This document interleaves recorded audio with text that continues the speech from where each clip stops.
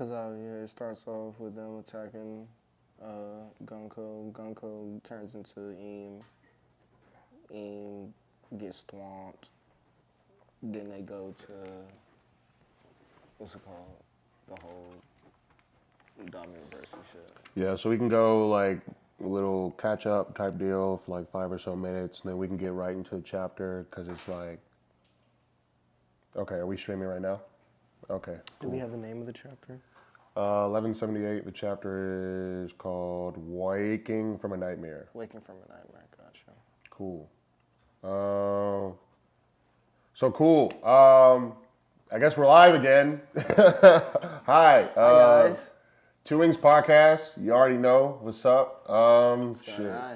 Left wing, 1-800-CALL Jazz. Right wing, Star Unbeezy. Yeah, man, we got a lot. Oda gifted us with a lot today. We got some news.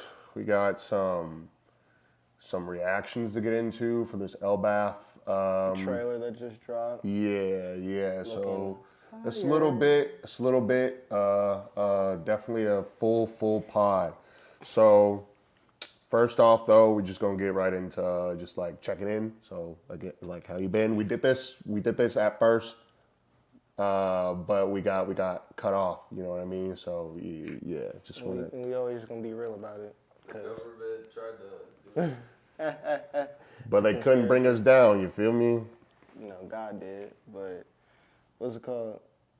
Yeah, I've been watching JJK anime wise. Rewatching Hajime no Ippo right now. Super gas. Classic. I can watch that a million times. Anything else coming out? Hell's Paradise, I'm not caught up on. That also just ended. But it's been a little mid this season. Ain't gonna lie. I'm a little disappointed. Mappa. But, you know, it's all right. But, yeah, I think anime-wise, that's been it. Been watching some Invincible. You know, just been getting back into the music, honestly. Yeah.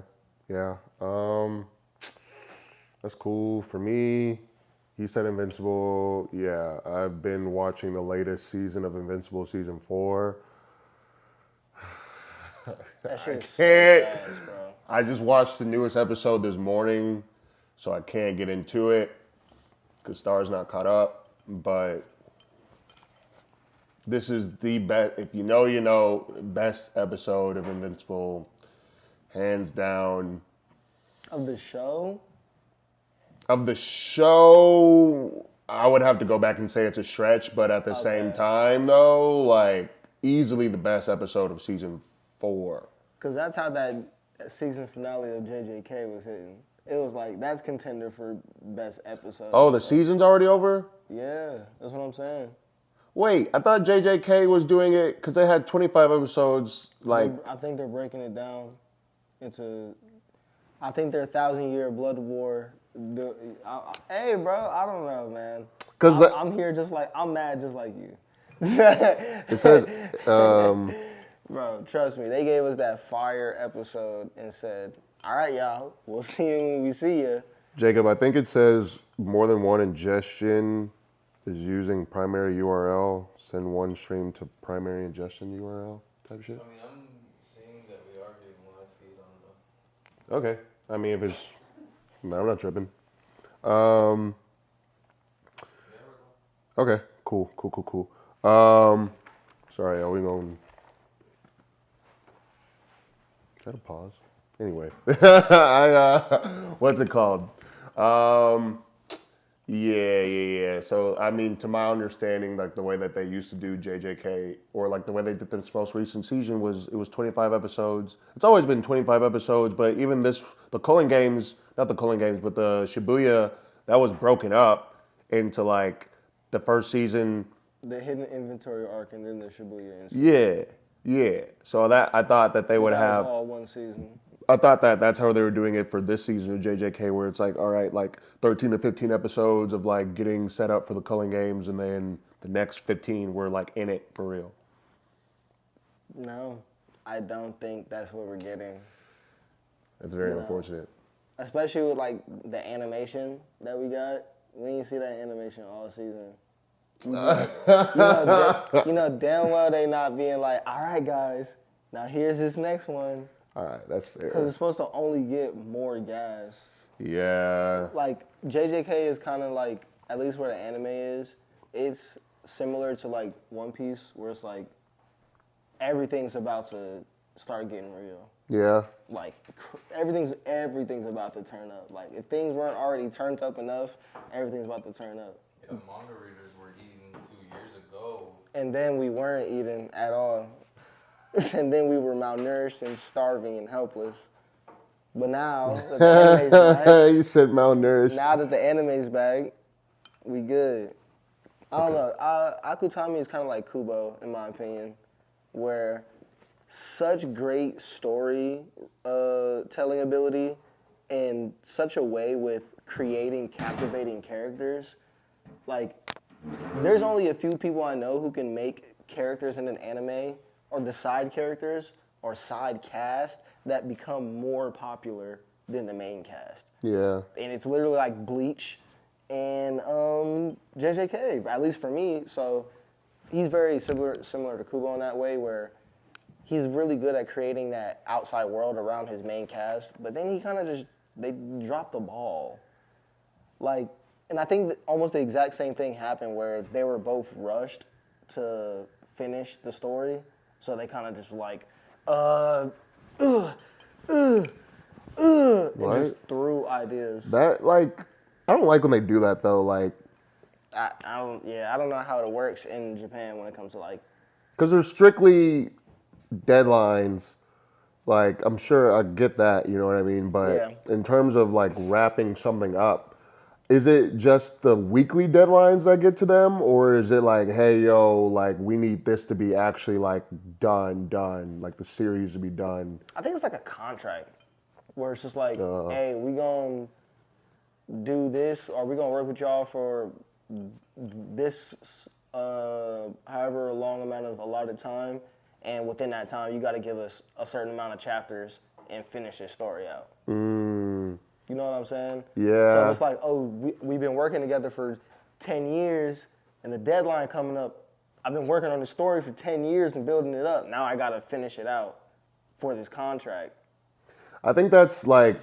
That's what I think it was, because, bro, the ending of Bleach is garbage. I heard like week to week, as I was like not reading it, but like following like YouTubers also reading it week to week, like they were actually like getting pissed off. Like for Neverworld back in the day, Double 4 anime back in the day, that's OG.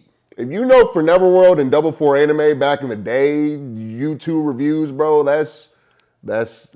I don't remember their faces or their channel, but I might have watched them. You probably have, bro. That's like if you've watched like a Naruto chapter review of any sort or anything like that. Sawyer 7 Mage is another OG who's been in the game forever. Rogers Base. These are all people that like got Rogers me. Base, yeah. Yeah. I fuck with Rogers Base. Yeah, he's cool. Yeah. These are all people that like got me like even wanting to like do this in general. But to So shout out to y'all. oh word, we got. Hey yo.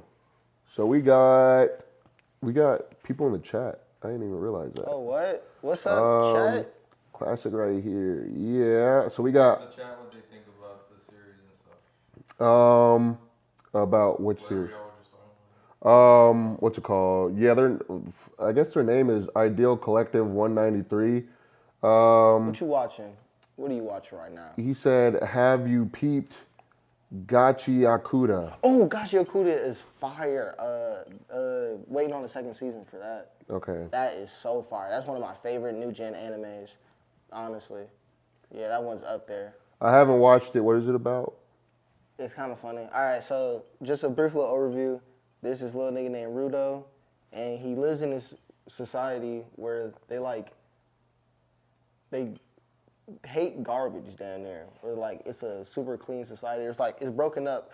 It's broken up like the East Blue.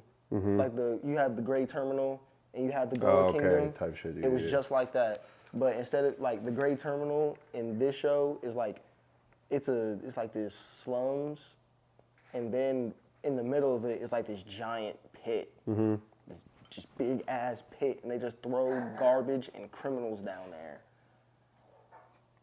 And then they're like vibing out at the bottom of the pit. No, because it's criminals and garbage down there. What do you think? You know what I'm saying? It's garbage and criminals. It can't be nothing good.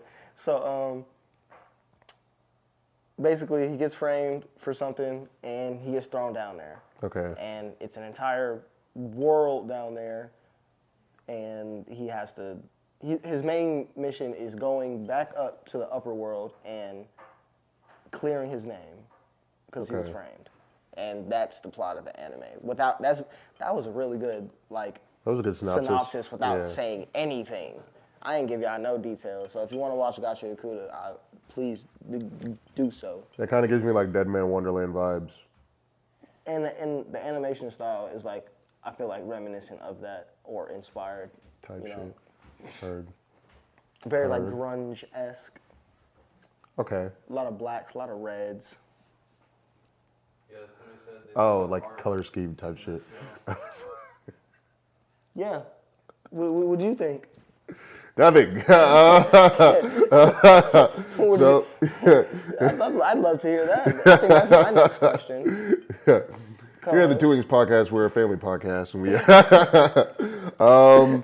So what's it called?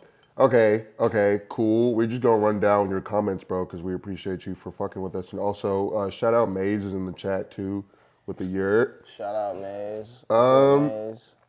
I got some problem with her. Okay, Cooling Games is a big arc, so I'm not surprised they in the season where they did. Okay, fair. I'm not too far behind. I'm like maybe 3 or 4 episodes behind. But I think that's more reason why they. Not to cut you off, but I think that's more reason why they shouldn't fucking break it down because there's so much to cover. It's like, bro, start getting into the nitty gritty. Y'all spent 5 episodes. Because if they spend another talking about rules, bro, if they do another 6 week or it's not even gonna be 6 weeks. It's gonna be if they do this shit to where 2 years. Yeah, 1 to 2 years. 2028 is when season 3 or 4 of JJK comes out, and we're still doing exposition of the Culling Games. I'm gonna be I'm gonna be walking around I'm gonna be hey, so I don't want to hear nothing about One Piece haters, bro, because we're seeing it in real time. I'm just saying, it's crazy. The pacing gets made fun of so much, but it gets done. We gets it done. Or Toei gets it done. I ain't over here drawing it, but Toei gets it done. Regrettably, arguably sometimes, because the pacing is bad. I ain't gonna lie. Imagine if we paced. Was the pacing for Elbaf or was the pacing for Egghead good? I didn't even. I got after. Right when Kizaru pulled up to the island and Luffy hit him with the kick, that's when I stopped watching. Pretty quick about it, low-key. Because there's only 13 episodes. Wano, they were taking the piss. Wano, they was tired. They was yo, son. Wano was a color slideshow. Yeah, they was draw these niggas clashing for 4 minutes. Bro, no, you know what really, is... I think in my head about Wano, irredeemable on some real shit on the Toei side. What? It wasn't the rooftop, but it was the people inside when the rooftop was happening, fucking Hiro Giro, Queen and those ice demons, the ice Onis, and you know what I'm talking about? Oh, yeah. Where the scaffold where Momonosuke almost got executed. Yeah. Yeah. So all that, if you go back to the just any episode in that time frame, just look and do a count of how many times they do a still frame of Hero Girl's face. Just in shock. Just on some dumb shit, bro. Whatever happens, he would react to it. Straight up. And it would just be you can't even see his eyes because it's just he's got those shades. So you just see his mouth. Just open mouth. Hiro Giro the whole time. That's Who's Hiro Giro? The old dude who taught Luffy. The old dude who taught Luffy Ryu. Hiro Giro's his name? I thought it was Hyokuro. Yeah, Hyoguro. Sorry, I fuck it up. Whatever. That's how little I he was cool even. He was cool to start off. He was dope, but the way the anime really just they made this nigga look corny as hell, bro. I'm not gonna lie. No. They made him look extra corny, bro. No, I'm stopping it right now. He had the drip. He had the tats. He did have the drip. He had the drip pre-time skip. Bro, low key, crazy. everybody was dripped out. Everybody was people glued down from Wano pre-Kaido Wano to what's his name? Fucking who's the snake nigga? What? Orochi. Yeah, Orochi. Yeah. Shut your. Okay, so like, I didn't get crushed in the One Piece version. bro, but like, yeah, if everybody had a nice little glow up. Like they did that shit in reverse. Like people in Wano, like what's her name was all skinny and stuff. The ninja shorty. Shinobu. Yeah. Yeah, Hyoguro was all buff and shit. Like, motherfucker, Ashura Doji was still fat. But, like... Yeah, Ashura he was just big. Bro, Denjiro's whole face changed, bro. Like, everybody glowed down. And I'm glad he said that. Denjiro's glow up was so crazy. Imagine you just so mad, son. You just so mad. You just sit in a room. An aura farm. Until you turn into a completely different person. Bro, he was cool like that. Is it a glow down? Because he did kind of look like a nerd, I guess, at the beginning. Like when he was on his like. So, no, when he had the Denjiro look, that was tough. The blue hair. Blue hair. That's what I'm saying. That was tough. I guess that would be considered a glow up and not a glow down. He was tough. But he was cutting ships in half and shit. He was that dog. Oh, did he do that? Yeah. I feel like okay. All right, whatever. All right, I'll give Denjiro a glow up. But everybody else primarily glowed down. A lot, yeah. Yeah. But I mean, we kind of hit that topic on the pod before about like the women aging in One Piece and. Not even that. Not even just like everybody. Everybody just got like like you said, malnourished. Niggas aren't eating, bro. Like, how are we supposed to like, bro? Okay. I'm gonna try to run through these real quick, and then we're gonna get into the chapter. Personal desire to get on with new series as well as some of them just want to be done with the series. Yeah, you're right. He was talking about like why niggas be ending shit so much. Ideal Collective 193 says that, you know, like some mangakas like have another series they're about to start, and so they're just like, all right, let me just finish this one up real quick, or like I get that, but or just he was saying like some of them want to be done with the series. I get that, like just wanting to be like burnt out. I guess just burnt out as well. Maybe they just don't realize how popular also it could be at the time. They don't peep the motion, bro. Yeah. But they're like in the midst of that shit. They should. I feel like there's like famous, like it's like artists when they make a hit song and then after it gets played after a while or it's a classic, they don't like the song. Yeah. Cause it's like, yeah, it's cool if y'all like it, but I hate this. Yeah. Yeah. And you just keep like, as much as you're tired of it, people just be like, oh my God, you're so talented. We need more of this. Yeah. And it's like, I'm done. But I can understand that. I can understand that too. At the same time, being a public figure means you are a public servant. It's in the contract. You signed up for it. You put stuff out. We like it. Now we gonna have an expectation from you. If you built this great ass story over the span of 10 years, don't give up now. Oh God, bro. You should have gave up then. Yeah, bro. What? What? Star Arbor quote 2026. Give up earlier. Because if you already started. You already started. You might as well just sit down. Get away from it if you need to. If you need to Tagashi. If you need to Tagashi it and go on hiatus ridiculously, do what you got to do. People still love Hunter x Hunter. So it's like, bro, just take your time if you need to.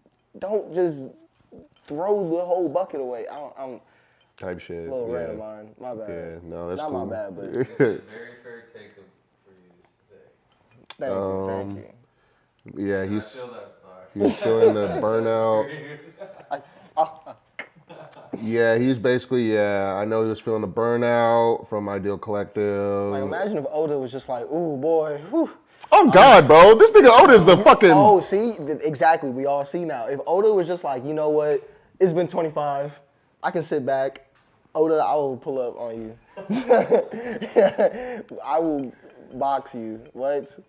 If he just suddenly was just like, yeah, so the whole time, the One Piece was a dream of a little girl that's been sleeping on a pirate ship. And she always loved pirates. But, like, Oda was smart about that shit because he didn't really got to do... Like, his thing... That low-key would be some Oda shit, though. The whole thing was just like a dream. We're going to get into where I feel like the direction of Elbaf is going. It's a whole One Piece series. Bro, Shit. because, like, I mean, he's in an advantageous spot as, like, not the same as other mangaka because he's, like, already knows his ending. Yeah. Yeah. Oh, I love Oda Sensei. I'm joking. I'm so joking. I love you, Oda Sensei. Yeah. What's it called? Kubo dropped the ball. Solace from Ideal Collect. Okay. Cool. Kubo, I also love you. I know I said a lot, but I love Bleach, one of my favorite of all time. Hey, Solace from Ideal Collective. Appreciate you. Oh, God. Yeah. What's it called? 20 gifted from Ideal Collective? For real? I'm just Oh, kidding. I was like, What's a gifted? I don't. low key, we gotta get on the lingo because You gifted me what?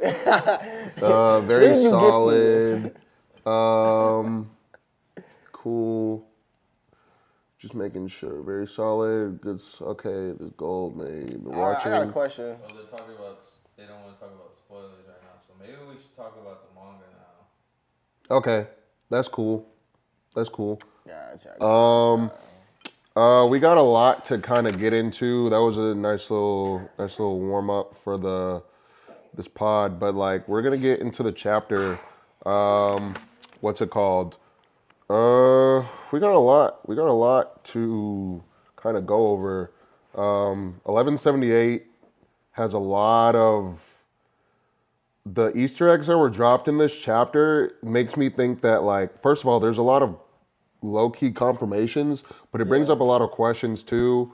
I'm finicking with my setup right now, obviously, as y'all can see. I got like some notes right here. I'm just trying to not look like a head ass, but you know, we're here. It's a Two Wings podcast, y'all.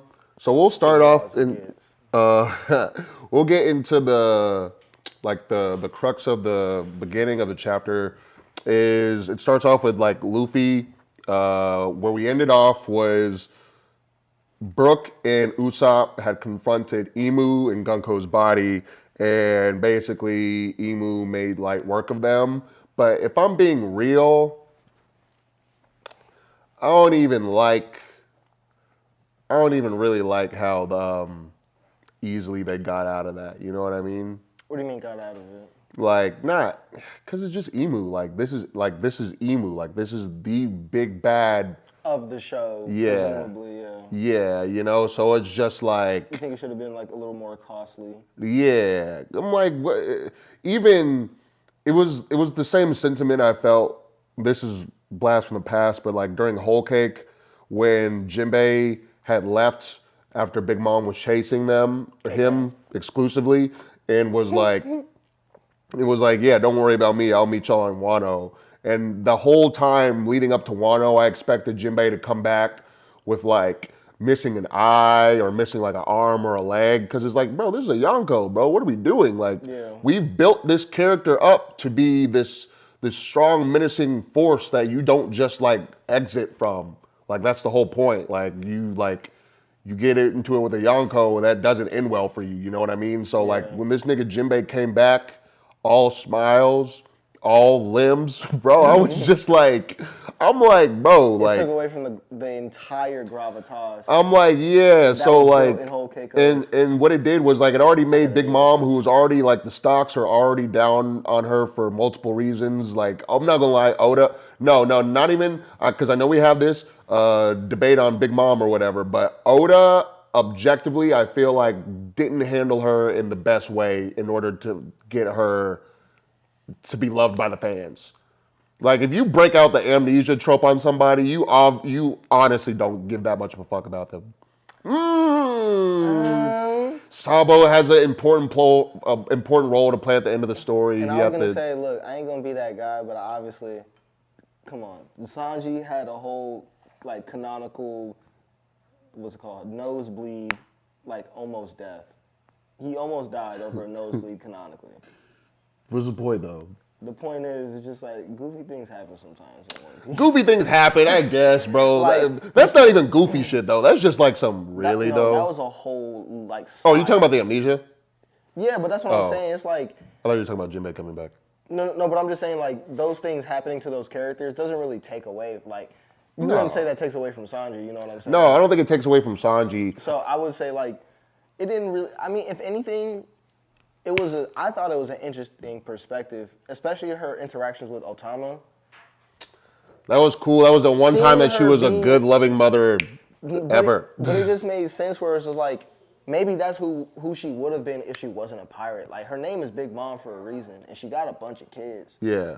So you know what I'm saying? If she wasn't deluded or corrupted by, like, this pirate fucking mindset of, I gotta be the pirate king, then I think she low-key probably would have been just like a big-ass, good-ass mom, low-key. Nah, bro, because she's had so many chances to be a good mom. And her kids hate her, bro. They're all afraid of her.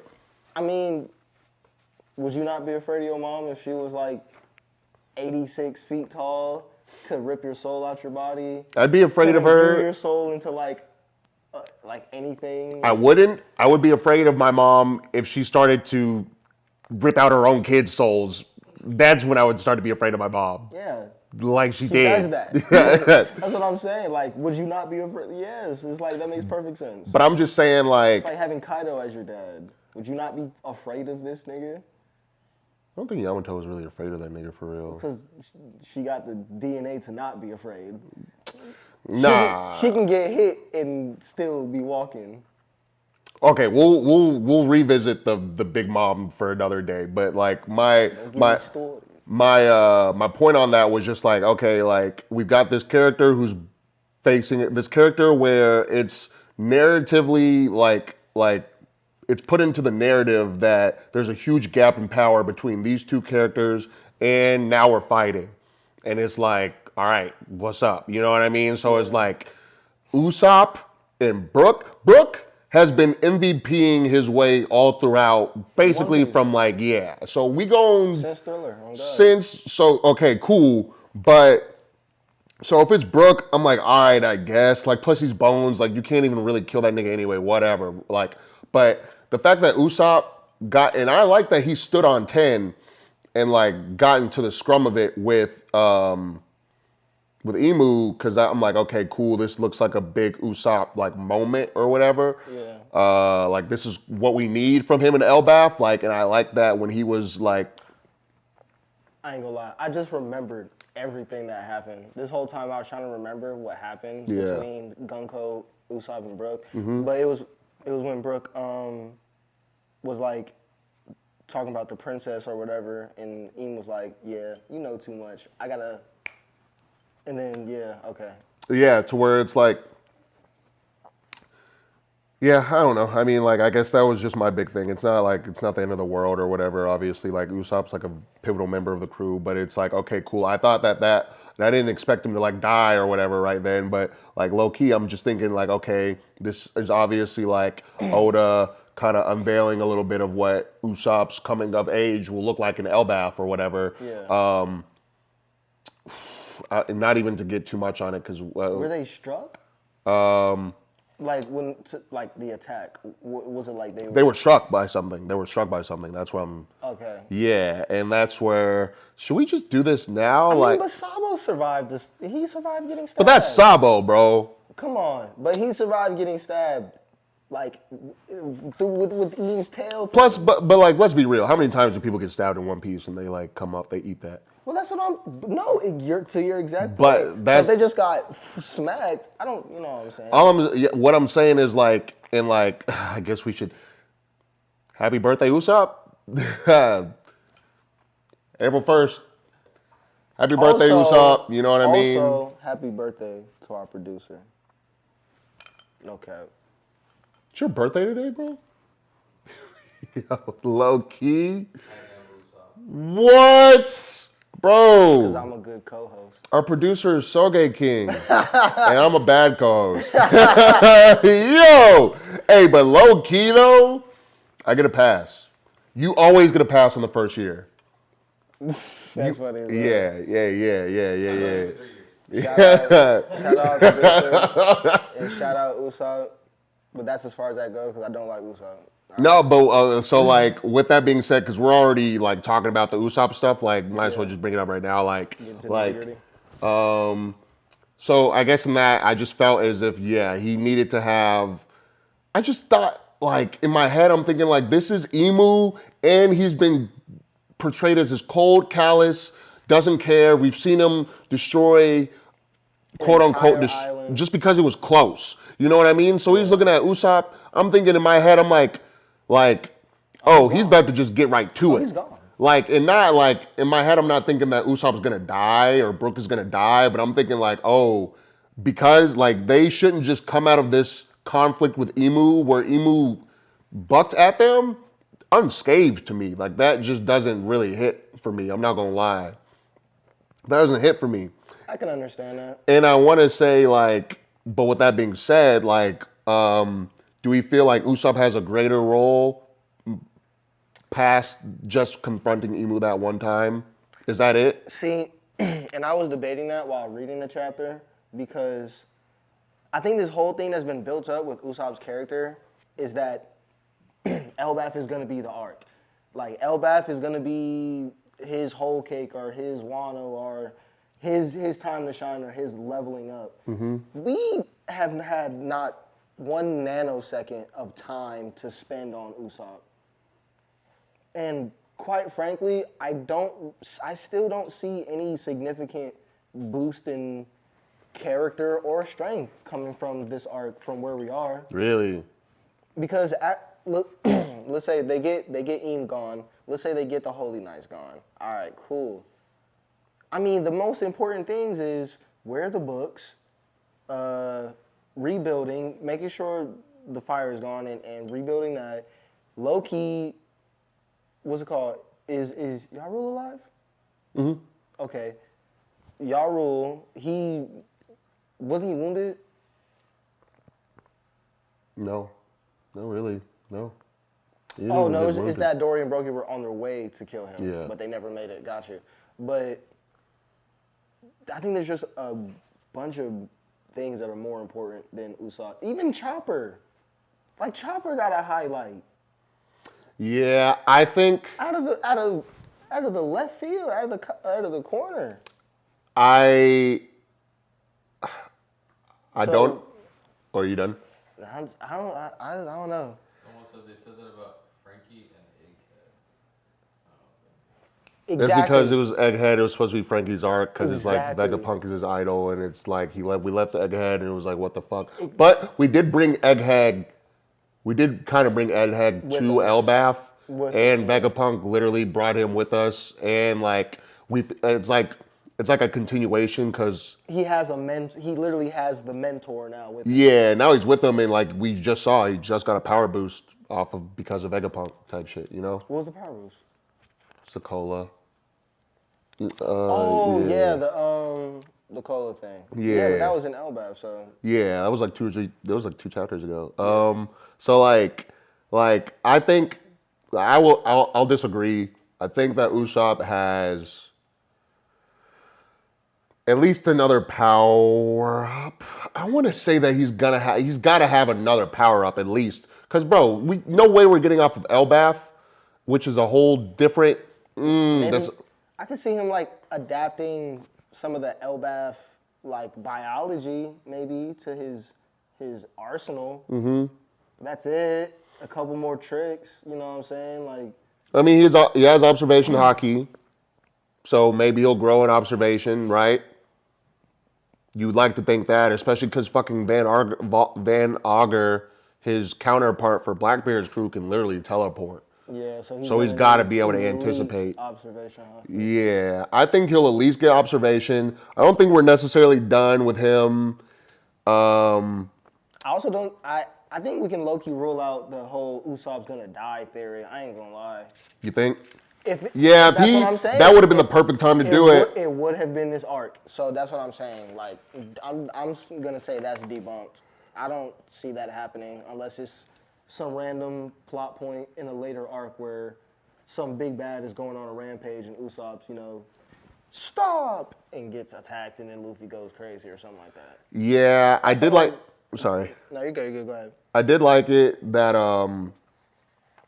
So yeah, I guess I did like the fact that even if Usopp didn't get hurt and Brook didn't get hurt for real, I like the fact that we saw Luffy in Gear 5 like able to. I guess we've seen little instances of this, but really be able to like still be mad, because that was the one thing people were like worried about with Gear 5th, is that are we never gonna have another serious fight? Or is it just gonna be this nigga fucking just like too goofy? Yeah, like we won't have another like Rob Lucci like fight type shit, you know what I mean? Oh yeah. But at least we saw that like no, Luffy still is like kind of in there, because it's a lot of it like, I mean, it's mythical zone, so like there's Nika, Sun God Nika is like, I'm sure that the laughing is all him, not even Luffy type shit, like mind of their own. But not to get too far into the weeds, we're making good progress. So we already got done with Usopp.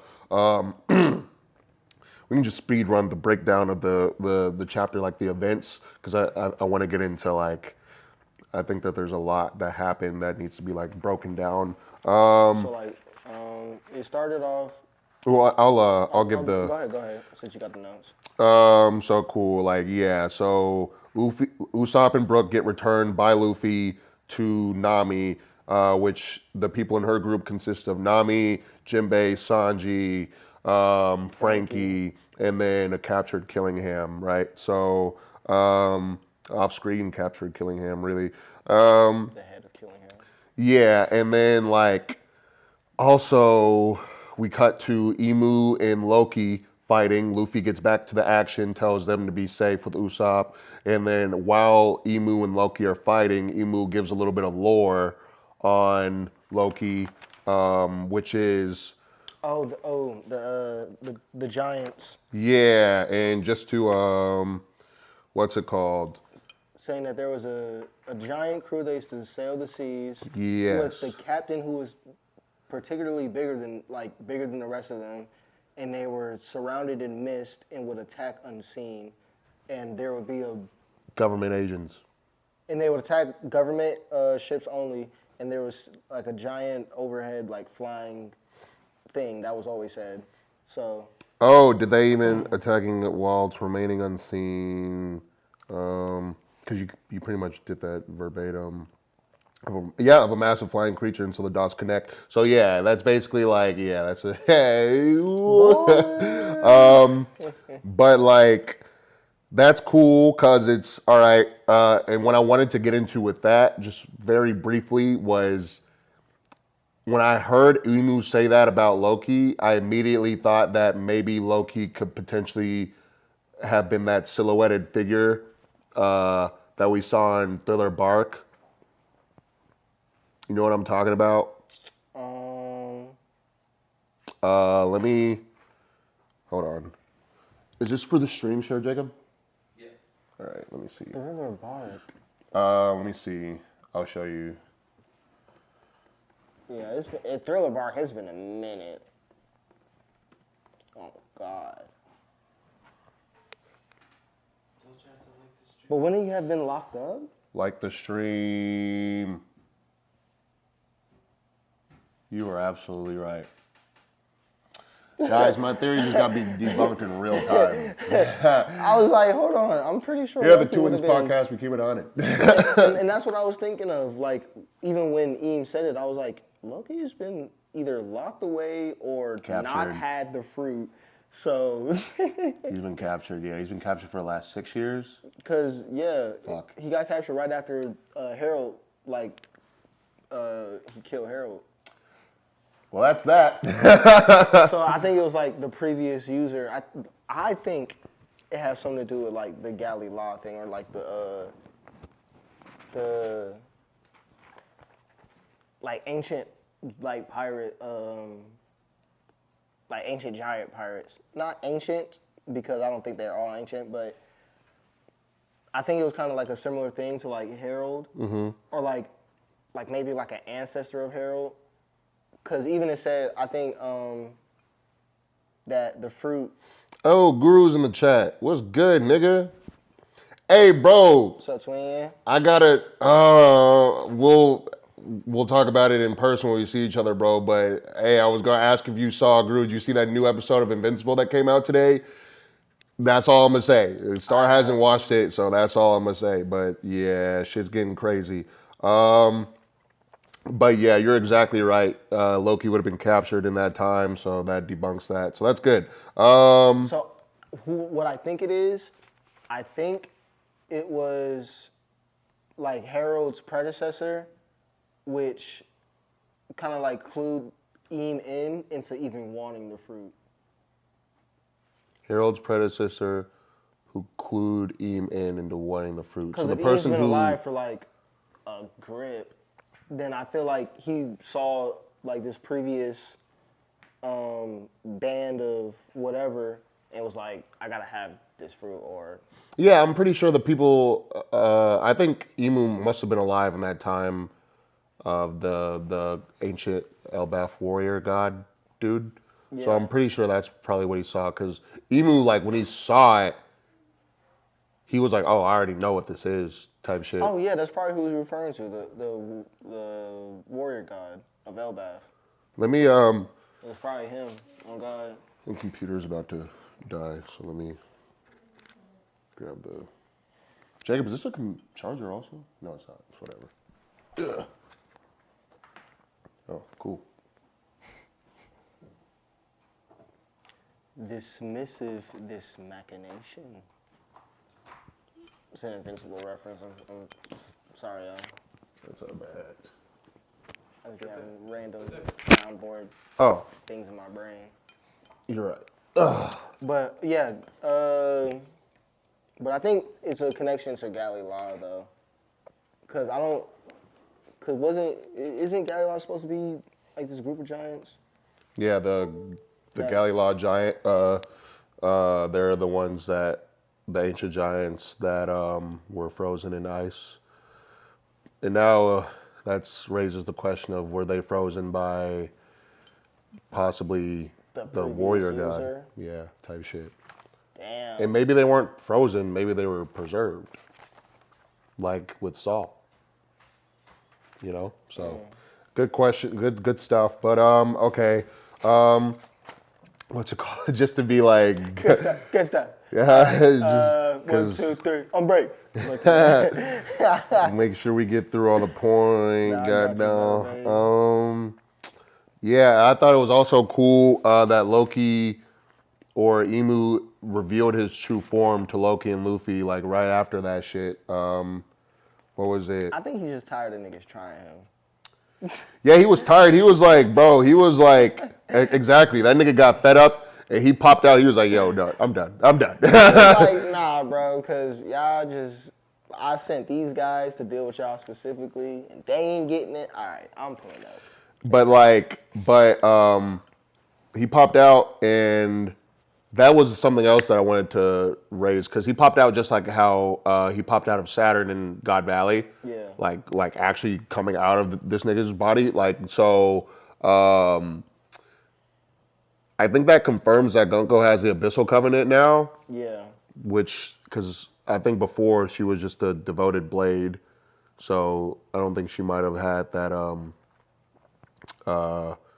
Yeah. Does being a devoted blade make you immortal? No. I was gonna say because Gunko's had to be alive for a little minute. Yeah, but she's this whole special case in general. Yeah, so I guess there's more speculation, but yeah, because I remember like the confirmation of like if you have an Abyssal Covenant, like Emu can literally like come out and like appear through you, whereas Harold had the covenant below that, which the Deep Sea Covenant, and Emu couldn't pull up like physically to Elbaf. But he only like had influence over him. Yeah, type shit. Okay. I mean, even speaking of covenants, the diabolical covenant. That's what I was about to get into. So we learned of a new covenant. That's dope. Diabolical covenant. I low-key think that's the same one that he used on Rocks. That's what I'm thinking, like, because even, like, I'm looking at the chapter, like, verbatim, and you can peep, too, but, diabolical covenant, in exchange for, so he literally has the rules right here. I'll pull it up on my phone real quick, just to save you time. Cool. So, basically, the rules for the diabolical covenant is, in exchange for a portion of thy life. Also, we have our producer's son is here, so if you hear noise, that's him. But he's hella cool.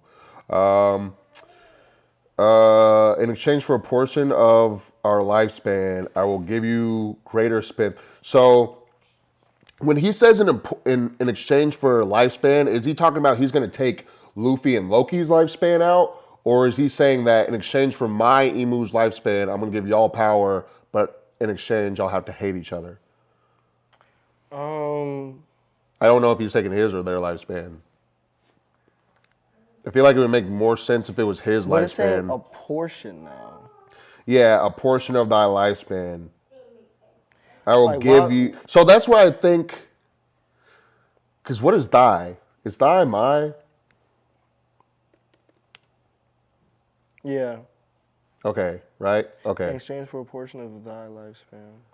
Well, Or thy, I think that's you, honor. No, it says. just like the other person. Yeah, so in exchange for your lifespan, because it says honor thy father and like honor your mother and your father. So in exchange for your lifespan, so they're basically taking out Luffy and Loki's lifespan in order to give them great strength and make them hate each other as well. Dami Reversi. Now I don't know if that's the exact same as Rocks, right? Because I mean, like it's a Dami Reversi. He's giving him a command, and again, I don't know if he took a portion of his lifespan or Rock's lifespan at that time, but I thought he just gave him like hella power, and then gave him that order, and then had him like run loose. You know what I mean? So I'm trying to figure out what exactly the difference between the diabolical covenant is.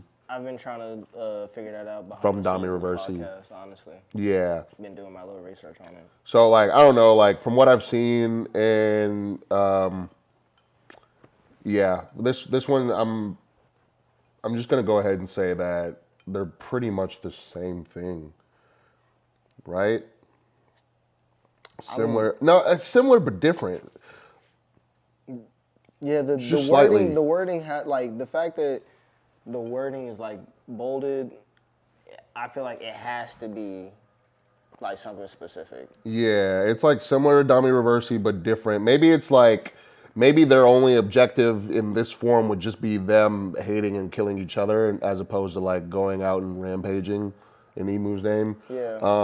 But okay, so that's that. But this is like the big thing of the chapter is that like we find out that Luffy and Loki, that shit doesn't really affect them. Like Complete immunity. Like- Just shrug that shit off. yeah, you ate that. Hey. Get that dirt off your shoulder. So like that's cool. So it doesn't work on them.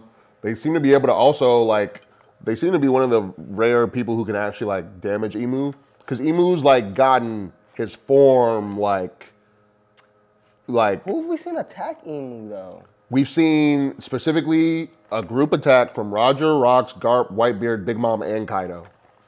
And they attacked them at God Valley all together at once, and that nigga was like, you know what I mean? Like, motherfucking Salisbury steak dinner. So, like, obviously he can take some hits, but it makes sense also because it is literally Nika the Sun God, who he's like, has been written so far as we know, is like arch nemesis, the only person who can really stop what he's built up till now. Yeah, like his natural weakness. And he did want Loki, he did want that fruit, like he was, desiring it. And Rocks did say back in Hachinosu when he was giving his crew the plan of like, I just need 2 fruits to like really like be on top of like everything. And so it hasn't been confirmed, but it could be heavily inferred that he was referring to the one sun god Nika fruit, and then he was probably thinking about, because he was gonna eat one and then he was gonna give one to Harold, So it makes sense that the Nidhogg fruit would be what he was going to give to Harold. But how would Rox have known about that fruit? Wasn't it like an Elbaf legend? Well, how did he know about, like, it was the same thing about how he knows about, like, Emu. You know what I mean? Like, I'm sure the Davy have, like extra knowledge, just like the Buccaneers do. That's probably another reason why they wanted to be wiped out, or why they were wanted dead by the Gorosei and Emu. Okay. But like for sure, Rox, especially like Blackbeard himself, his like hobby in the SBS is like what's the word? What's Robin? Archaeology. Yeah, that's what Blackbeard does on his own too. Like he studies history for fun. So Rox also is very knowledgeable on the history. Plus he was at Elbaf like hella. I'm sure he wasn't just at he was there for. And that's what I'm low-key thinking. Like he probably just wasn't there. Like just for Harold. And if they got close enough, like it could have happened like on like a exchanging of sake kind of like conversation type shit. Like that's what Rox had in mind to like. And if they had, that would have been a crazy duo. That would have been a crazy duo. Rox with the Nika fruit, Harold with the Nidhogg, but whatever. Yeah. So that makes sense if those are the two reasons why Emu is specifically able to be harmed by just Luffy and Loki so far. You know what I mean? But like, I was just gonna chalk it up to like a level of hockey. No, because I don't even think Luffy has Rox is hockey right now. Low key. Yeah. Yeah, I would think. He's definitely not there for sure. Yeah, I feel like I feel like he's close. The only people who really are like, competing with Luffy in a hockey sense right now, besides Loki, I think are like Shanks. Shanks, Rox, and Joy Boy.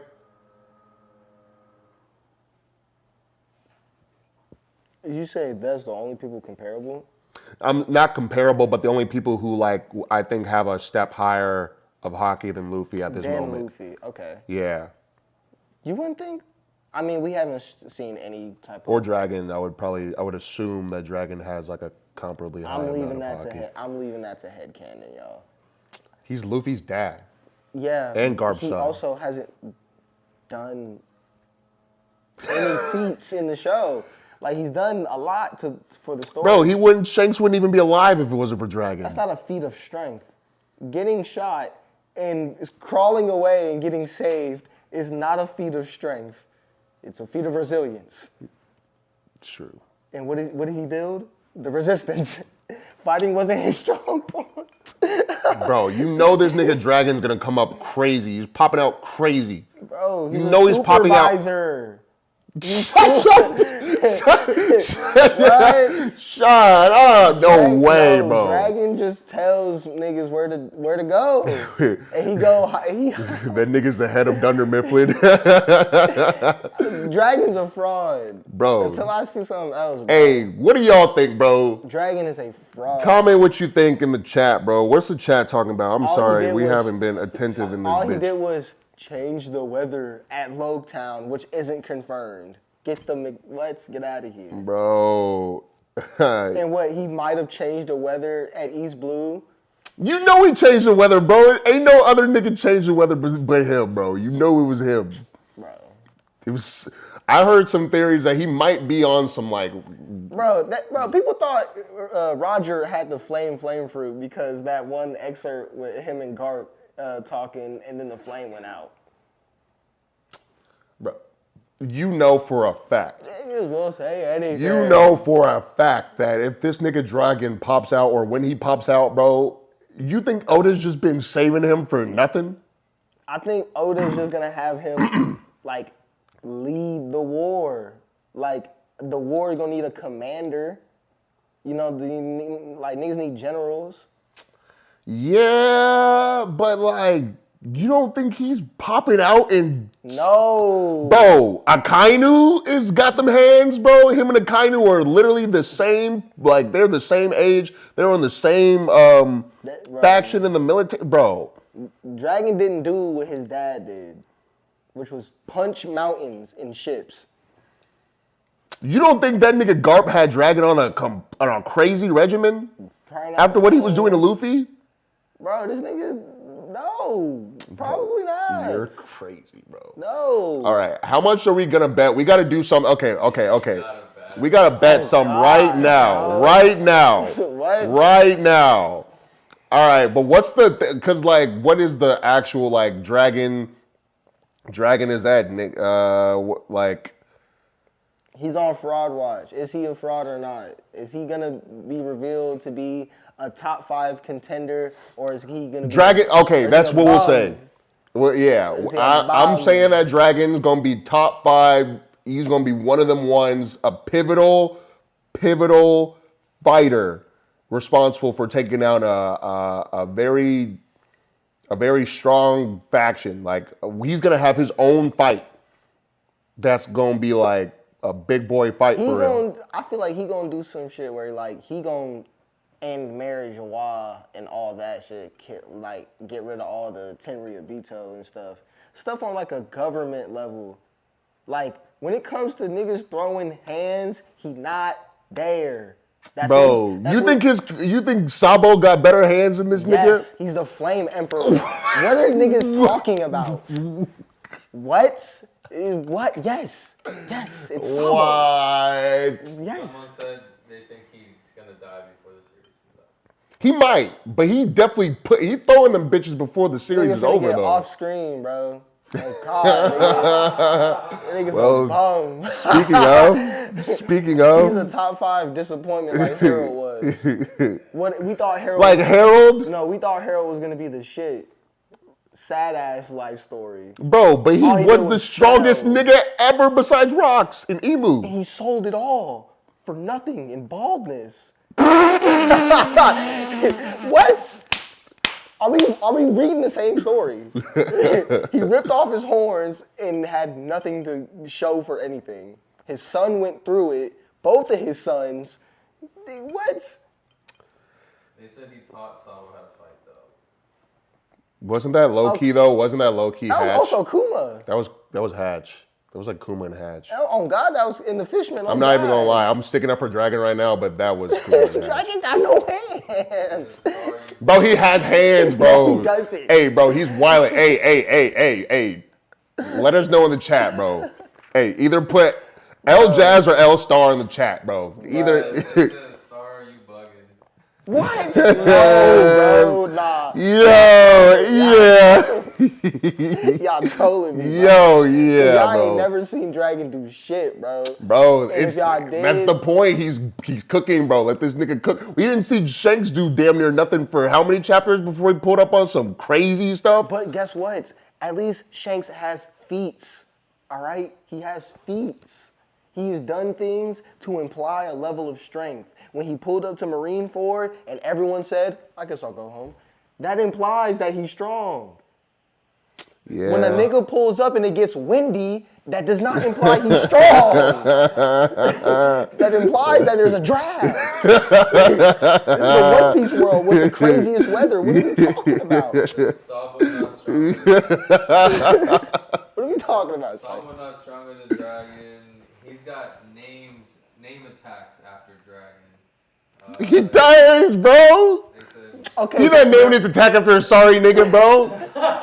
Burger fist. Dragons are strong creatures. Who wouldn't name their attack after a dragon? So he's a strong creature. Nigga, Zoro has dragon named attacks. Bro, that's more glaze on Dragon.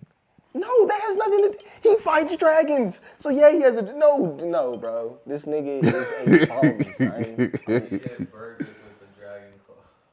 Oh God. He finna have and if he does fight, he finna have stage 2 level armament hockey. Stage 2. This nigga finna have some decent. Bro, this nigga, hockey. I bet you this nigga's pulling up on the Mary Joie on some we low-key got to get into that other part because he might already pull. But when he pulls back up on the Mary Joie, bro, Conqueror's hockey, bro. He's taking out 100,000 celestial dragons easy. He's pulling out with 2 bad bitches left and right hip, and he's pulling out with a bottle of Hennessy too. And then he's gonna pull out, and you know what he's saying? Revs in 6. Revs in 5.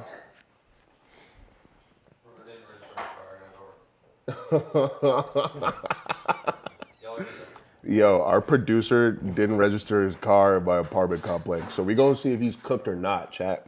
But hey, send your prayers out for him though. He didn't even close my door. Yo. Oh shit, my eye. Bro, that's crazy. This is a funny, this is an April Fool's podcast. Hey, this is an April Fool's ass pod, bro. Right. For real, dog. Shout out Usopp. Shout out all my little niggas on Syrup Village. Shout out my little nigga. Tomato, onion, celery. Onion, what are their names, bro? God. Apple, orange. I just remember Onion. Shout out my little nigga Onion. Hey, shout out Onion, You know for real, what I'm bro. Shout out Kaya. Ain't no way Usopp can die, bro, because that'd be crazy for Kaya. Oh, yeah. Yeah, what? I don't think Oda's going to do that. Yeah, I don't think that'll happen. All. But, plus, if he can't kill off Dorian Broggy, we're going to get there. He's not off one of the literal main cast. But, so, basically, like, okay, Imu is able to be harmed by Luffy and Loki. That's a big development. But... Luffy, so he hits him with the Dawn Gatling, and then Loki hits him with the Niflheim. Nimblheim. And the crazy thing is... Wasn't that the same attack he used on Harold? No. Nimblheim is the frozen one. That's that he used on the Draugr. He used on the Draugr. Gotcha. But... Because I think, that wasn't a named attack. Yeah, gotcha. Yeah, but the thing is, though, low-key, because Burger Fist is crazy. He's not okay, spoilers, just a disclaimer, spoilers for this most recent chapter, but, I mean, we're already in it type shit, but, like, what's it called? So, Imu was trapped up in that block of ice. It didn't really hold him for too long. I guess I got carried out. Loki was too big to like see Imu also. So oh yeah, because Loki tried to blast Im, missed, and was like, yeah, this nigga's too small. So that's what's been happening. So because of Loki's blast and everything, I don't know if it was specifically blasts that were geared towards Imu or if these were the blasts that were his doing beforehand before he like saved the kids and whatnot. But due to that, Elbap is engulfed in flames. Like Elbap is I thought that was from the earlier, the hammer. The lightning. The lightning. When he first got released. When he first got released. No, I mean, yeah. We were talking about like when he stood up when they're down in the underworld and he like, he set fire, but like, no, he's been like doing like blast of like his like dragon breath and his like gigantic form all over the island of Elbap. That's like immensely like weakened to specifically flames. Like he's been putting in work. Are you good? Our producer's good. What's it called? But yeah, so nobody in the crew, no main character, Straw Hats will die, I guess. I guarantee it. I can what? That would be really great storytelling, but I doubt it would. And it would be cool. I mean, maybe it wouldn't be the best storytelling. It wouldn't happen to no one. It wouldn't make sense. The first Straw Hat to die would be? It would have to be Usopp. If any character made sense. I feel like if any character made it would be Brook. If any character died, it would be Brook, but only after he saw LeBron. Because he's already old and he did already. And he already died. So like I feel like that's like if you kill Brook, it's like killing Vegapunk. It's like he's not really, it's like okay. Okay, I get you. I feel like that's like Oda only has the balls to do that in terms of like a main Straw Hat cast death for real. But I could also see like Brook being like the longest living Straw Hat. Oh God, yeah. Like when all the other Straw Hats Immortal are gone, Straw Hat. he's just going around still telling jokes. Because I mean, kind of, he's not even ever gonna die again. That's what I'm saying. Like he's effectively immortal. Like he really is. He's just bones. Like he has no age. Oh God, bro. Like, huh? I mean, at the end of One Piece, it's gonna be Brook telling to a bunch of young kids. Yeah, bro. Like, but like that's why I see Usopp doing it, just because of like the lies. You know, like he's gonna be telling the story, and it's low key gonna be all true, but the kids are gonna be like, "You're fucking lying." Ain't no way that happened. Yeah, that'll be like the one time he's actually like not capping. Like that'd be that funny. would low key be like the most beautiful thing ever. Yeah, that'd be funny as fuck. God, Kaya on his hip. Yeah, God, that would be like the most beautiful thing. That'd be ever, cool. Bro. They said Vivi's gonna die. Hell no. Ain't no way, bro. Lie. That would be. And I like BB. I just want there to be. I'm that nigga in the. I just got done watching Invincible, bro. I need niggas to die. I'm not gonna lie, bro. Like people gotta die. like I need a little bit more. I need a little bit more spice in my storytelling right now after watching Invincible for real. Like, yeah. I mean, I could see it just because of the Nefertari, connection with Eam. Like extinguishing the bloodline or some shit. I could see it happening, and I could also see that like turning up the crew immensely. Yeah. On some Ace Whitebeard shit, where it's like, nigga, they just got Vivi, and they just go from across the world and fucking. I don't know what that would do to Luffy's character though, honestly, if another Straw Hat died for real. Just because I feel like with Oda, I feel like the big growth moment for Luffy was obviously when Ace died.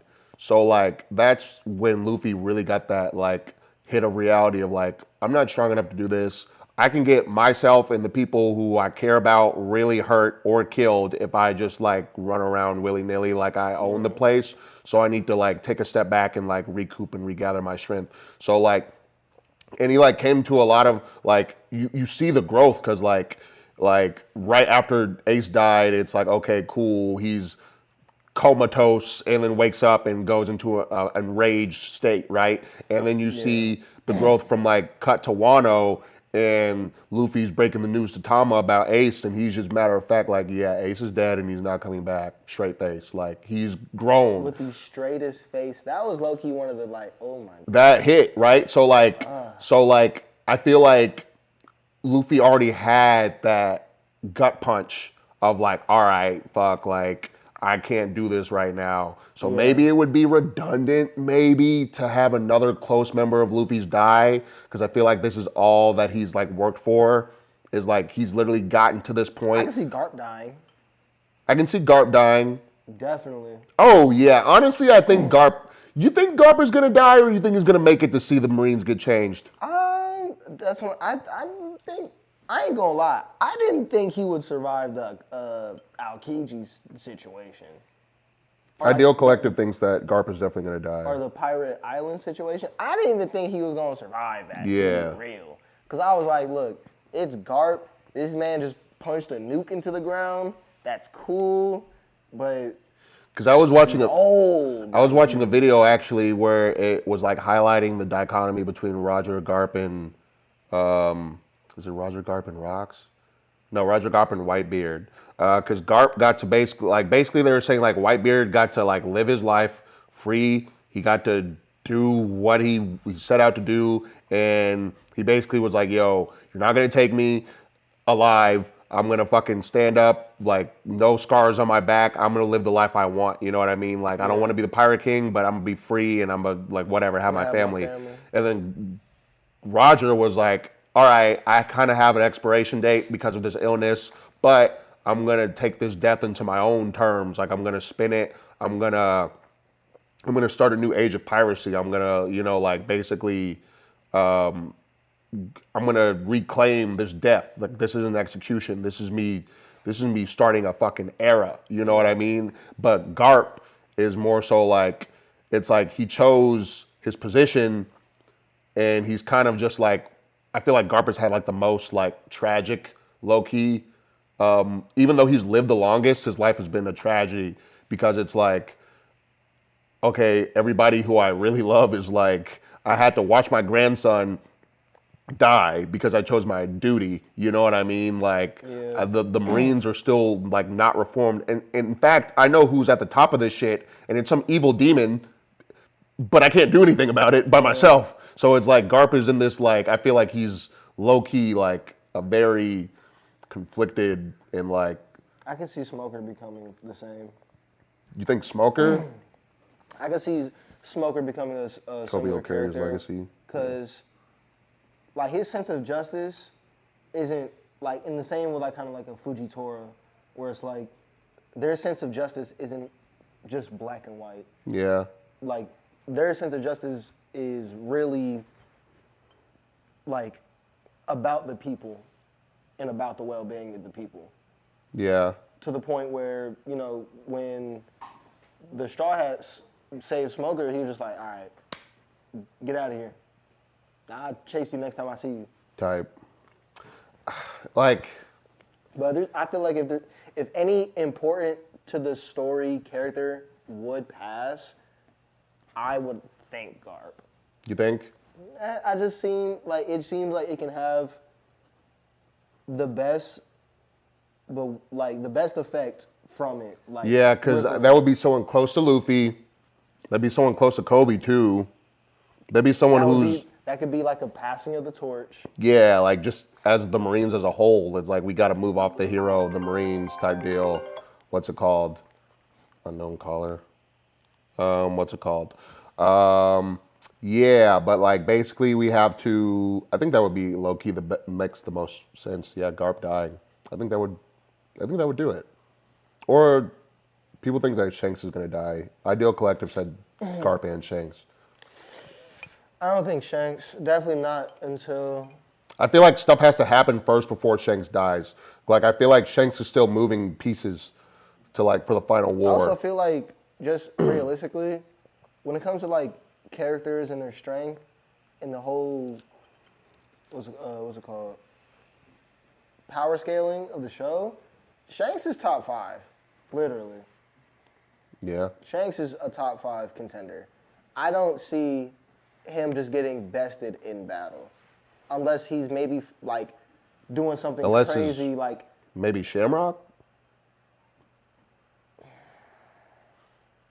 It seems like narratively though, Shanks seems like he's stronger than Shamrock, but I would still think that Shanks and Shamrock are about the same. Because like why? Because of the covenants and because the boost of the covenant that Shamrock has. I guess the covenant would probably boost him, whereas Shanks. So if Shanks got a covenant as well, Shanks would probably be stronger than Shamrock. But also, like, look, I ain't gonna put it out there, but I'm gonna think that Shanks is somewhat like near the Roger level.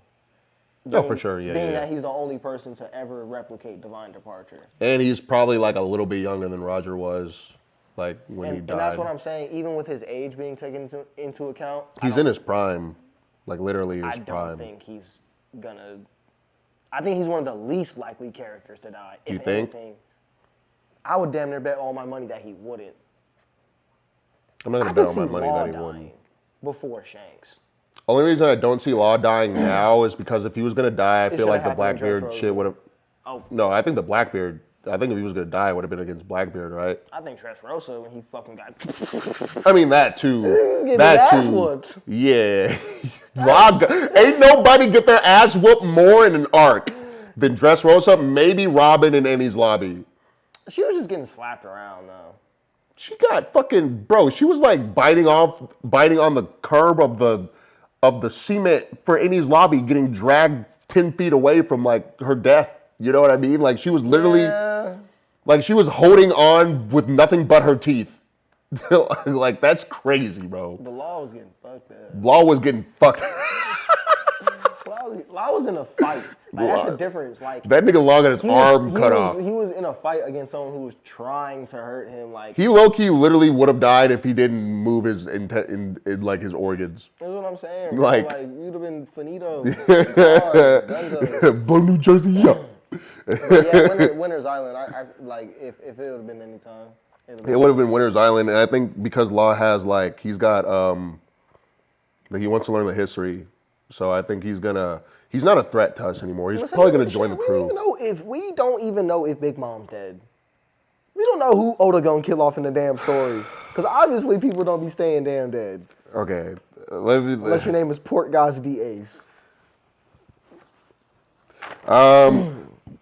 What's it called? So that's, I mean, yeah, like Emu is fucked up now because of Luffy and He is frozen in a Law. giant block of ice after Luffy the and Nibelheim Loki. attack. Yes. And then, yeah, because of the Loki's rampaging in his Nidhogg form, like, Elbaf is pretty much engulfed in flames, like, for the most part. And then we got, like, yeah, more giants are getting recovered. Okay, so this is a big, big thing, right?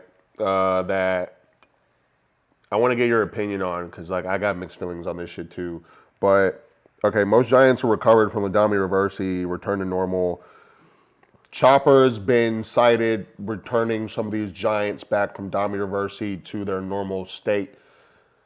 There's a lot of speculation as to how this is true. Yeah.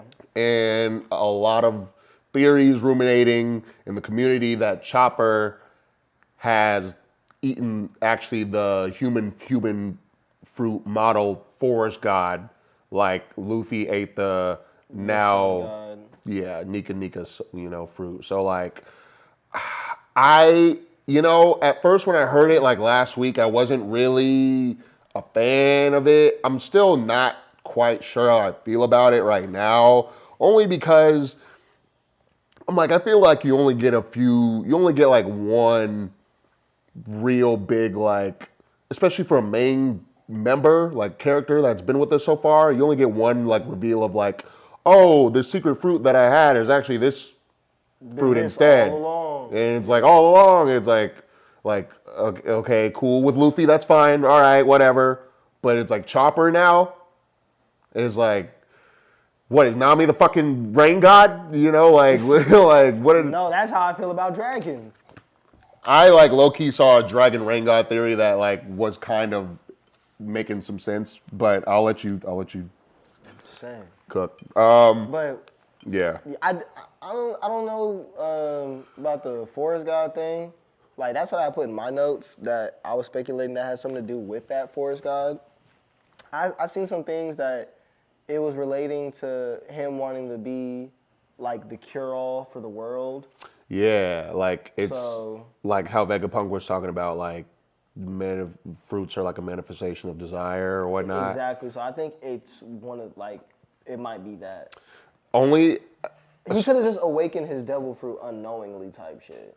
I don't think it's quite yet awakened though type shit. Like, yeah. And so the thing that I've heard to, like, give it, like, just to play devil's advocate or whatever, because I'm kind of leaning towards it might be true, even though that doesn't mean that I'm a fan of it right now, is, like, that figure that we've seen all around Elbaf. Who's on Hyruden's crew, that the dude who kidnapped Nami and them? Road? Yeah. Is that his name? Rodo? Yeah, Rodo. Yeah. And at the beginning, we didn't know who he was. Like, he was just, like, this figure with, like, antlers and shit. And, like, you see that figure all around Elbaf and on their ships, like, that skull where it looks like a deer and it's, like, the antlers out. Yeah. You see it all around, like, Elbaf. You see it around the village. You see it on the ships. You see Rodo that's dressed like that. And so, I mean, you see Chopper, and it's like, all right, this is, like, the form. And it's like, a lot of people are saying, like, okay, he ate the human fruit. Yeah. He can't actually turn into a human, though. Like, and it's like, all this time, it's like, I feel like we've just kind of subconsciously been like, okay, yeah, but he's like a reindeer who ate the human fruit, so this hybrid makes sense. But it's like, no, like, Rob Lucci ate the fucking, like, the leopard fruit so he can turn into a leopard. Yeah. And back into a human. So, Chopper can't actually turn into a human. And so it's like, okay, this forest god creature, and they're saying, like, okay, how people get chosen. Like, all right, Nika, this liberating fruit, chose Luffy, this kid who's so free, right? And it's like, okay, well, Chopper is like, okay, well, like, quote unquote, this whoever forest god person, like it makes sense that they would choose, like, an animal of some sense. And then also, like, Chopper's like this loving, kind fucking person. If this forest god, we don't know who it is, but if this forest god is responsible for, like, curing diseases and whatnot, like, it probably, like, looks at Chopper and it's like, okay, this is my host type shit, like, or this is a good fit. And then we've also like how Luffy's in this kind of like always in a passive state of stretching. Like he could always stretch even pre-time skip when he thought he was just a rubber dude. So it's like, okay, maybe it's like, I forgot the YouTuber who said this. I believe it was Turn the Page. I forget. But like, yeah, Chopper's got that passive form of just being in this like weird hybrid all the time. Yeah. You know, like so maybe it's starting to make more sense. I feel like the way Oda, he's gonna have to write it in a way that makes it not seem like bullshit to me. But it kind of, that's why I'll give him the benefit of the doubt, because it's kind of like just through Chopper's whole appearance. If we look at it through a different frame, it's like, okay, I guess this kind of can make sense as the. But again, it would just be like, my only thing is like, nigga, 2 characters on the crew who are both mythical gods who didn't know that they ate mythical god fruits 16 fucking years ago. Like. I don't think that'd be the worst thing ever. I don't think it's the worst thing ever. I just think it's the coincidence is like it's a stretch. Most favorable plot line. It's a stretch, especially because of, and like we can get into it now, I guess. Like, well, actually, just to hold that thought real quick, because there's just a few more events that happen in the chapter. I'll fire them off. Robin and Saul. We cut to they're at the Owl Library, and all the books are gone. Yeah, they found out all the books are gone. But the crazy thing is, like, we found like the library was set on fire. Like that's the whole thing with the Rania shit or whatever. Like they set the library on fire, but when they walked in it was like no signs of burning, no nothing, as if nothing happened, and all the books were gone. And the overseer, that big owl, like owl, the Biblo, the dude who can like the owl who can either he can like enlarge and like shrink things or whatever, like he's just gone. You know what I mean? So like correlation, I don't think that the world government has made off with this because everybody's busy. Yeah. Like hands full type shit.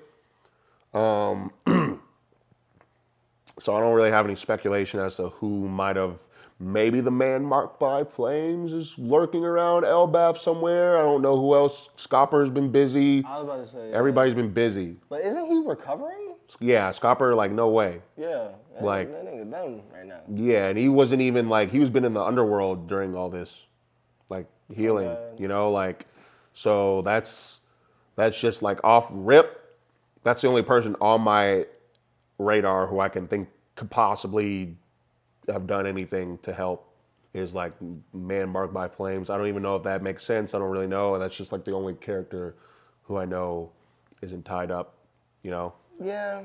I'm going to leave that to, like... Or another giant, maybe, but, like, Ja Rule, I don't think, because we've seen where he's been, right? My working theory is Biblo. Like... Biblo, yeah. Especially, like, it would make the most sense if Biblo actually shrunk everything and just, like, made it out of there real quick. That's right. That's true. Because that's what I would imagine. That's true. I guess it's also just weird that the actual library itself has, like, no damage. That's just weird. Maybe you shrunk the fire. Yeah, the low key. That's what I'm saying. Like, what if he, like, nigga shrunk the fire and was like, all right, let me get these books and skedaddle. Yeah. That might have, okay, so, hey, we'll put that as a theory. Hey, theory by Star is that Biblo shrunk the books and the fire for the Owl Library. All right, I'm not mad at that. If motherfuckers can cut fire in One Piece, like based off will, then I definitely think that. Oh yeah, if you can cut fire, you can probably shrink fire. Like Kinemon literally just cuts fire. Yeah. No one says anything. And Kinemon's not even like that for real. Devil fruit makes clothes. Like it has nothing to do with fire whatsoever. So. That's my working theory, is that Biblo just shrunk the fire. Okay, I like that. And then next, last two things that happened for real in the chapter is that, okay, Imu and the Holy Knights, they're all, like, they're fucking divided and conquered for the most part. Like literally. Like, fucking Gunko is just now about to be liberated from her Imu control or whatever, but she's probably not going to be, like, all right. Probably going to be unconscious or some shit. Yeah.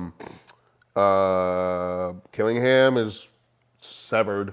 literally in the hands of Frankie. Yeah, and he was like, yeah, so that's And he was like, what happened to Emu? Type shit. And Summers, we cut to him. He's located in the west, like the outside of the western village, but he is In half. Well, we saw his head, like he's regenerating. We saw his heart and the two halves of his head. And that was another interesting point because people are saying that his heart is, they're saying that it looks like metal. Like they're saying that it looks like a metal heart. And like low key, we've seen Oda draw hearts and shit because of Law, and like they look different, you know, from like that looks like Law's is like, okay, that's a human organ, and like Summers looks like some manufactured shit, you know what I mean? And then I mean like that, doesn't that just look weird? Yeah. It looks black, which makes sense because it's him. But like they were saying, like this could either be like hockey, maybe, nah, or maybe the heart is their core, like how Pika like would like move around and shit. Like I don't know, but yeah, I don't know what that means. But when I saw that was something that was brought to my attention, and I was like trying to figure that out, but I kind of couldn't create any connections. Yeah, so, speculate. Yeah, I just left it alone. So that's that, and then finally, while Emu, this is something I also wanted to bring up because it's all together. But okay, Luffy and Loki went back to his original form, but Luffy is like tired because of Gear 5th. Yeah. That's something I'm like, is that like a Gear 2nd thing? Is this like detrimental to his health? Do you think? No, I think it's more so a Gear 4 thing, where it's a overuse of hockey. You think because with Gear 4 though, you can see him all like black, like limbs and shit, but like with Gear 5th, like. But Gear 2, I mean specifically, Gear 2 is him forcibly pumping like blood and air and like speeding up his heart rate, and so that makes sense. Yeah, that makes sense why it fucking kills him a little time. You know why he does it. So even honestly now, ever since Ennis Lobby, he only uses it for quick speed blitz. But I'm saying like even the drums of liberation, So like is that his heartbeat? I mean, even saying that, now that he has access to Gear 5th, does that even matter anymore? That's what I'm saying, he had though. already died once. I guess, yeah, he already died. I don't know. It's just weird. I just like, because there's always that Luffy timeline that I see in the back of my brain or whatever because of all the shit that he's like gotten his life shaved off for. Like the impel down. Ivankov said that's 10 years off your life. Oh, God. Off rip. I don't think this nigga Luffy's going to die. Then the poison. Or, yeah. From Magellan. Wano. Or Wano. Oh, God. Was it? Oh, yeah. Did he get poisoned in Fishman Island? Yeah, but isn't he immune to poison? Is he immune to poison because of what happened with Magellan to him? He has immunity to it to a certain level. That's but like a lot of poison. That's why he did the thing with at Wano, because he was like, yeah, I have a resistance to poison, but it was like a virus. Oh yeah, I remember. Yeah. God, and he was just like, yeah, Chopper got me, and Chopper was like, bro, I've never seen this in my life. Yeah, bro, like yeah, like that Luffy trust is crazy. Okay, so yeah, that was just something that I was whatever. But like cool. Emu escapes while like Loki and Luffy, like Luffy's needs rest, he needs food. Luffy's low-key distracting Luffy, but Emu escapes in the midst of this, and he returns back to the Holy Land, where we cut to the flower room. Yeah, and it's just like, okay, cool. He's talking to the Gorosei. We also see another attendant. Hold on, how many people do we see? Yeah, we see another attendant who can't be Gunko because Gunko is frozen in ice. Yeah, not Gunko is frozen in ice. She's just laying there bodiless, and they froze Emu in ice, but then he escaped. But but I thought he was still connected to her body, like. I think he like actually like all separated? The way came out type shit. Yeah. When I looked at the panel, it looked like her body was just like floating in suspension, and it was coming out of her, and they just froze the whole thing. Let's double check. Just froze the whole thing. That's what it looked like to me. Let's double check, because yes, she is coming out of. He's coming out of Gunko. Boom, boom, boom. He's still coming out of Gunko. And then it doesn't really show. It just shows like he's coming out of. Like he's at first he's like coming out of Gunko. Oh fuck! Right there, and then still is. But then when we cut to him next, he's just frozen by himself. Hold on, can you zoom in? The body at the. Is that a body? This right here. Oh, okay, maybe. It looks like a body folded like. Okay, like how Gojo was. Maybe you're right. In the second season of JJK. Yeah, maybe you're right actually. But like, so Imu's back without Gunko in the flower room, and he calls the elders, and they're like, he's like, yo, I'm gonna be leaving Mary Jo for a little bit. So when I heard that, I was like, is this nigga fucking forfeiting right now? Like, obviously he's coming back, but is he like really like, this nigga like really gonna go? Lost? I'm like, are you about to do a training arc right now, bro? Ain't no way. Like, what? Come on, like, but people are speculating that he might be actually on his way back. Yeah, like strictly like I'm actually me Imu. I'm gonna come to Elbaf like my goddamn self. Because he was like, yeah, that was just like a vessel. It was like a little avatar. Where he's like, nah, let's see if you can handle the. I think that's gonna happen. Or he might try to Dami Reversi them again in person. Because if it's just an avatar, then I could see it not working on them. Yeah, I'm kind of sick of Dami Reversi. I'm sick of it too. But at the same time, it is like damn near the only ability we've seen from Eam so far. Yeah. That and Covenants. And like, no, we saw him like use that little magic thing and like pull out a blicky and fucking shoot off Dory's hand. Remember? He like put out that huge gun from he had like a grimoire. Oh. Yeah. And that was when he was already in Gunko's body type.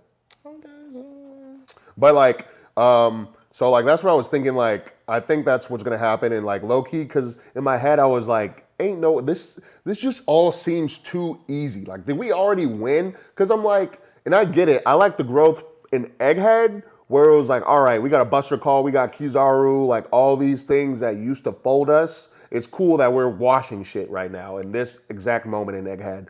But Emu pulls up and it's like, oh yeah. Avatar though. I ain't gonna lie, I think that's gonna be my point that I'm gonna keep sticking out. It's an Avatar Eam. Yeah. Eam. Like, I don't think if Eam was actually there, shit would have been like that at all. Type shit. Like, but the fact that it was just a vessel coming out of little old Gunko, like, not a little old, like Gunko ain't, yeah. But nah, you know what I'm saying though? Yeah, so, yeah. Even to explain that point from earlier, why Brooke and Usopp are probably fine. That's probably why. But that only thing I don't like about that is that, like, in a sense, I like it because, all right, this proves that Luffy and Loki have come a long way in strength, or especially Luffy. I guess we don't really know as far as Loki, but like Emu handled rocks. Not even like, because was Emu physically at God Valley? I know he spawned out of Saturn, but did he like? Because he's doing the same thing, like where he like. So technically, no, because I think that would have been another Avatar situation then. Because like he was washing shit just like in Avatar mode, like he washed rocks easy. So I'm like, damn, like, you know what I mean, like to where, I mean, granted, like maybe if Rox and Harold were both there, I don't know. Yeah. But like, yeah, like, so that's where I'm like, I don't know. But yeah, so maybe it's also, I don't know. But I think he is coming back just because it's like, I feel like that would just be so easy. Like, and then what? Like, what are you going to take a time skip? Like, I get, like. My thought was that, and I thought about this yesterday. Either that or I feel like he's going to go try to retrieve one of the ancient weapons. Yeah, that makes sense. I think it might be time for the ancient weapons to start coming into play. Yeah. I mean, they already have been in play, obviously, but yeah. I think Eam's like, let's go get one. Type shit. Let's go make a visit to Wano or something like that. You know what I'm saying? Yeah, because I just think that, like, yeah, if Emu were to come back to Elbaf where they are right now, it's been talked about, like Luffy's not able to go back to Gear 5th right now. Loki's, like, he's still weakened, but, like, yeah, he's still weakened, but he won't be any weaker than he already was when he handled Emu at first. Loki could cover. Yeah, but, like, For now, God. that's what I'm saying. Like, maybe yeah, I just hope it doesn't end that quick. Fight the red line. Like, yeah, I'm sure he'd be alright. But okay, so that's cool. Like, Emu's TBD. He might come back, and if he does come back, then they might be screwed. Just because, like, they're doing with a lot. Like, they got the fire that they're trying to bring out too. Like, Elbaf's kind of compromised right now. So if he did come back on a second wave, that might be kind of crazy. He's been avoiding war with the Giants for so long. Yeah, but then even Usopp was like, yo, you just gonna be in a vessel, or you gonna, like, pop out and, like, actually do some shit, like, on your own, you know? Well, I mean, it also could be a thing where it's like, it could finally be time because the Giants have actually officially declared war on the government. So I think it could also be a thing where Ian's like, okay, so I guess controlling y'all is out the window now. I'm just gonna destroy y'all now.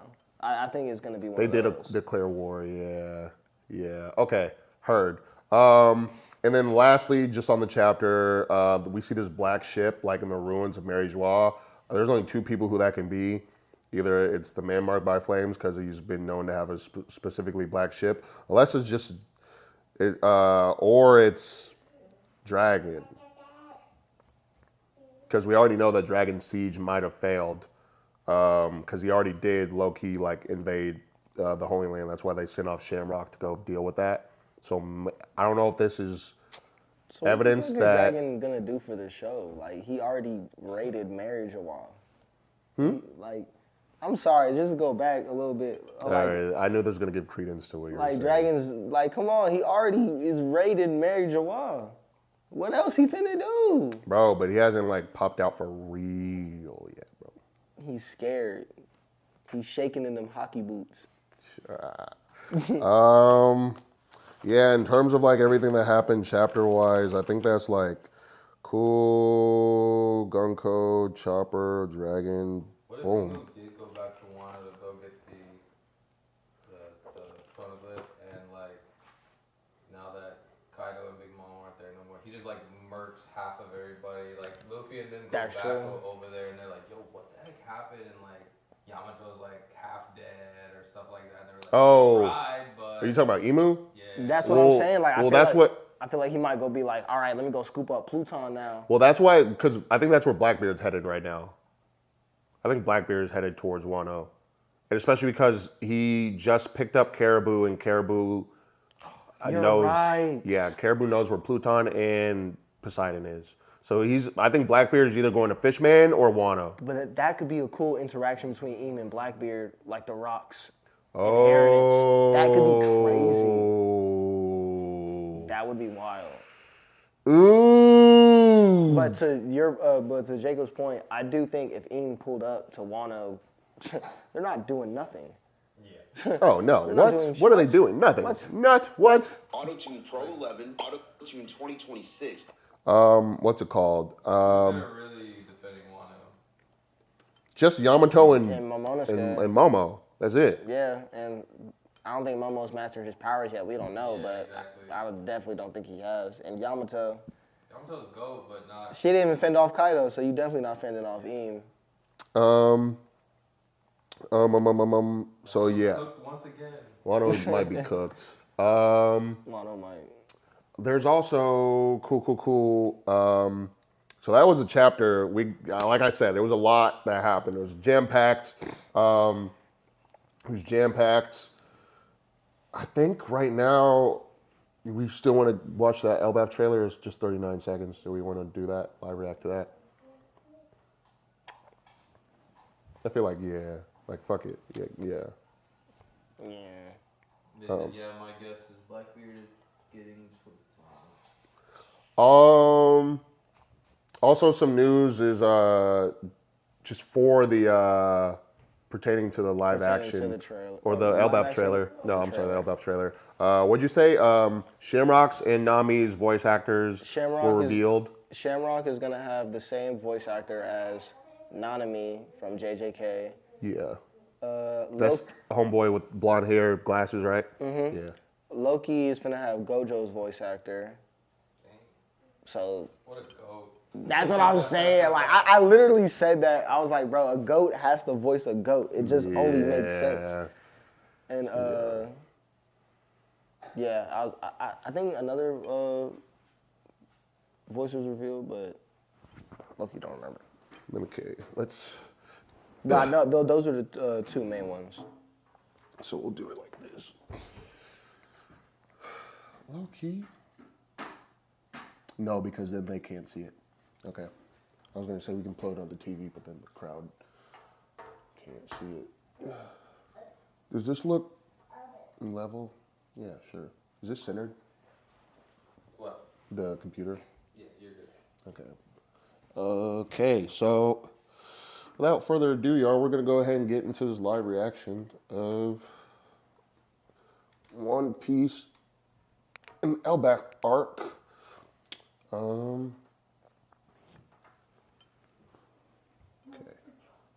Okay. All right. So let's just go. Oh no, they're starting right off into it. Alright, this is the camera both of y'all look at. This one, heard.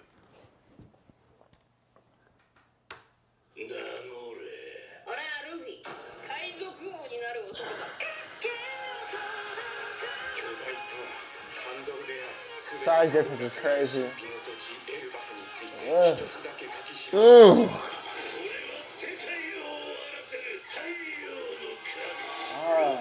Animation looks so crispy.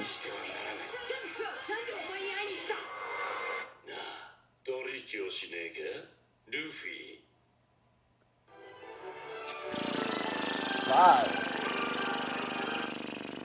Damn, that shit is going to. Oh, they have a preview of. Oh, the next episode that'll come out.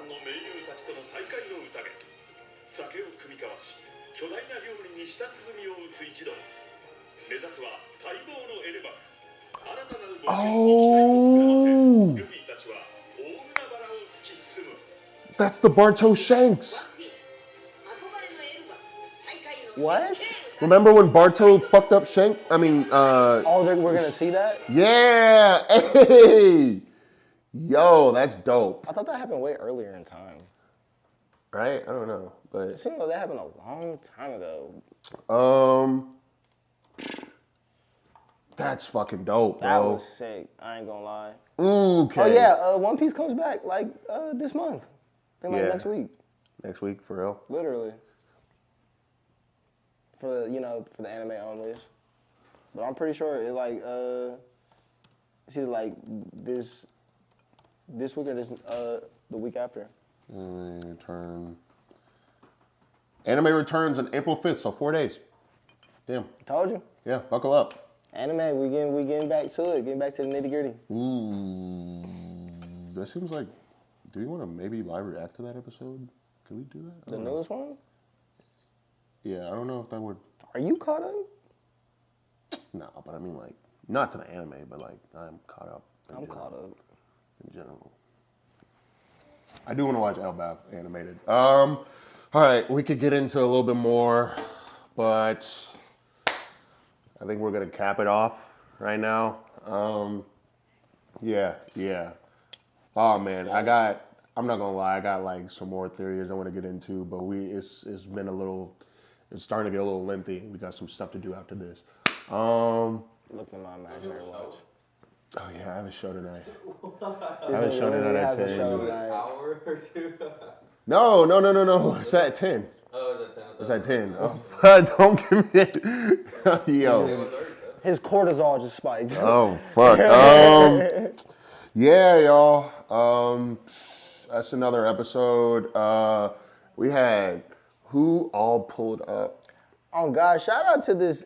I think this is the most engaged the chat's ever been. This is crazy. Off of 3 people. Shout out, Salis, Ideal Collective.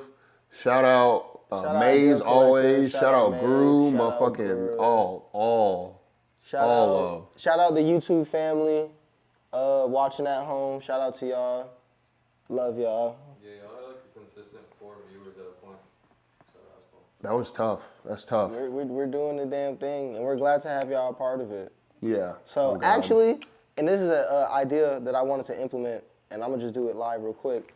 But for our crew members, we want to honor y'all and have y'all be a part of the setup. So go ahead, let us know your favorite character, drop it in the comments, and I guess low-key each podcast episode we can choose one follower, subscriber, or whatever the case is, and have something up here to represent them. So that's cool. Yeah. We can do like a submission thing, so that we can, just highlight our fans. Thank y'all for pulling up and thank y'all for watching us. We're still getting the kinks worked out. We're still getting our sea legs and whatnot. No pun intended. So, yeah. You're on the crew. So, thank you for joining, Nakua. Hell yeah. It's been your most gracious right wing star, Umbeezy. You feel me? It's your left wing, 1-800-CALL Jazz. Call him. You stay beautiful out there. Dropping what's this Sunday, anime this Sunday. Go watch it. Cool. All right, y'all. Peace.